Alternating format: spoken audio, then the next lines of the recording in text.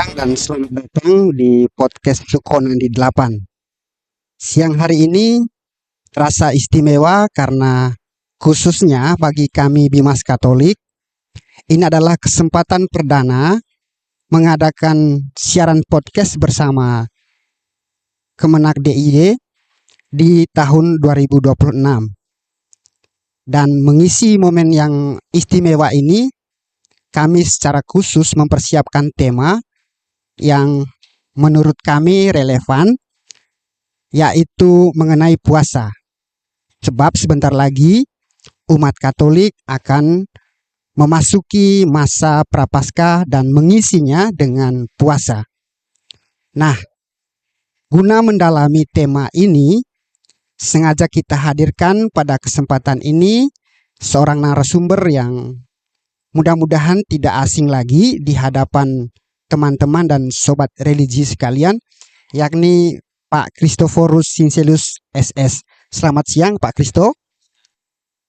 Beliau adalah pembimas Katolik DIY. Pak Christo, mungkin guna mengisi waktu yang lumayan singkat ini, kita langsung saja bahas ke temanya.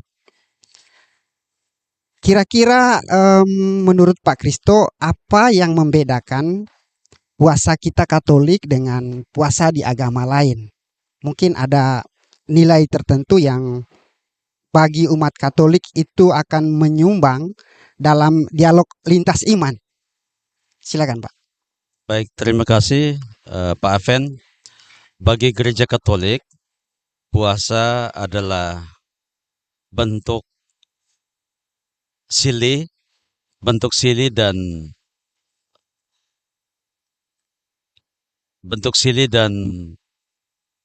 disiplin rohani untuk pertobatan, memurnikan hati dan pengendalian diri untuk mencapai derajat iman yang sesungguhnya. Nah, ini terlebih di gereja Katolik pada masa Prapaskah, hitungan hari tidak lama lagi akan kita jalankan sebagai umat Katolik di seluruh dunia, secara khusus di daerah istimewa Yogyakarta. Itu berarti puasa tidak hanya sekedar menahan rasa lapar dan haus, tetapi lebih dari itu, yaitu bagaimana membangun semangat spiritualitas, semangat pertobatan untuk menjadi manusia yang memiliki jati diri sebagai orang Kristiani yang lebih baik dan lebih baik. Demikian, Pak Aven. Terima kasih Pak Christo. Saya mengutip sedikit pernyataan dari Bapak bahwa puasa di Katolik itu lebih ke arah spiritualitas. Bisa Bapak sebutkan atau contohkan tentang bahwa puasa itu tidak hanya sampai pada mengenai makanan, mungkin lebih menukik lagi atau lebih menyentuh lagi tentang bagaimana itu dimaknakan secara spiritualitas. Baik Pak Aven, berhubungan dengan puasa bukan perkara semata-mata bagaimana menahan sesuatu yang bersifat fisik dan rasa haus, lapar dan seterusnya, tapi bagaimana selama masa puasa diawali dengan rabu-abu selama beberapa minggu selama masa Prapaskah. Umat Katolik diajak bagaimana mengolah batin itu dengan cara berdoa, dengan cara ibadat, dan berbagai kegiatan seperti pertemuan di lingkungan, atau semakin menambah frekuensi dalam semangat pertobatan itu dengan membangun relasi yang semakin dekat dengan Tuhan itu sendiri, agar dengan kedekatan seperti itu dimungkinkan setiap orang Katolik itu menjadi orang yang memiliki hati yang bersih dan pikiran yang jernih dalam kehidupan eh, sebagai orang Kristen atau orang Katolik, tidak hanya pada masa Prapaskah, tapi punya dampak secara luas dalam seluruh kehidupannya sebagai orang Katolik. Oke, baik. Eh, oh ya, kira-kira puasa di Katolik itu ada dampak sosialnya atau mungkin tepatnya bisakah digambarkan bahwa puasa di Katolik itu memiliki nilai solidaritas sosial? Mungkin Bapak bisa jelaskan. Itu pasti. Jadi bagaimana orang menghayati puasa itu punya dampak sosial. Mengapa itu terjadi? Karena ketentuan dalam gereja bahwa seseorang yang sudah dipandang dewasa dengan usia 18 sampai 59 tahun itu cukup makan kenyang sekali dan 2 kali makan itu secukupnya. Dari praktek atau pola hidup itu berarti secara ekonomi dia mengurangi pembiayaan untuk haknya dia untuk makan sebagaimana dalam kondisi normal. Tapi dari semacam efisiensi itu dialihkan dalam bentuk semangat gereja seperti aksi puasa pembangunan. Nah, bentuk konkret dari APP atau aksi pembangunan itu bisa dimanfaatkan oleh gereja Katolik itu berbagi kasih melalui semangat efisiensi yang diwujudkan dalam kepedulian sosial, yaitu membagi perhatian kepedulian dari apa yang dimiliki kepada orang lain, secara khusus orang yang menderita dan miskin. Nah, itulah bentuk wujud nyata aspek solidaritas atau kesetiakawan dari sebuah puasa itu sendiri. Baik, Begitu, Pak Aven. baik, menarik bahwa puasa itu memiliki dampak secara sosial kalau di penghayatan iman Katolik. Nah, puasa ini sendiri, Pak, apakah ada kaitannya itu dengan doa dan amal kasih? Karena setahu saya di Katolik itu kan tidak hanya ada puasa tetapi ada kehidupan doa dan kehidupan amal kasih. Kira-kira bagaimana Bapak bisa menjelaskan hubungan antara puasa ini dengan doa dan amal kasihnya, Pak? Tentu saja iya, Pak Aven. Karena melalui puasa sebagai media untuk orang semakin mendekatkan diri dengan Tuhan. Dengan intensitas kedekatan seorang beriman Katolik dengan Tuhan, itu punya efek langsung bagaimana kedekatan dia atau kedekatan yang bersangkutan dengan sesama manusia. Jadi aspek kedekatan bersifat vertikal dengan Yang Maha Kuasa, dengan Tuhan itu diharapkan punya impact, punya dampak terhadap sesama manusia, yaitu dalam bentuk berbagi kasih melalui semangat aksi puasa pembangunan itu sendiri. Jadi kedua-duanya mempunyai korelasi atau hubungan yang sangat erat terkait kedalamannya, kualitas rohaninya semakin mendalam, itu berarti sekaligus kualitas hidupnya sebagai manusia yang bermakhluk sosial itu nyata di tengah-tengah masyarakat melalui aksi puasa pembangunan. Kira-kira semacam itu. Oke, baik Pak. Em, Menarik bahwa puasa itu dengan doa dan amal kasih itu memiliki keterkaitan yang erat dan sebagaimana yang sudah dijelaskan eh, hubungannya itu seperti hubungan timbal balik. Lalu mungkin yang perlu kita dalami di sini Pak Kristo, apabila berkenan, eh, kita kontekstualkan puasa zaman now, bahwa kita semua sekarang ini tidak hanya umat Katolik tetapi juga umat beragama lain hidup di masa di mana gawai atau gadget itu hampir tidak bisa lepas dari kehidupan sehari-hari. Mungkin Bapak bisa jelaskan bagaimana eh, konteks puasa untuk eh, masa kini, Pak. Baik, Itu. terima kasih Pak Aven. Jadi sangat kontekstual sekali bagaimana memaknai puasa dalam kehidupan, termasuk pada zaman modern.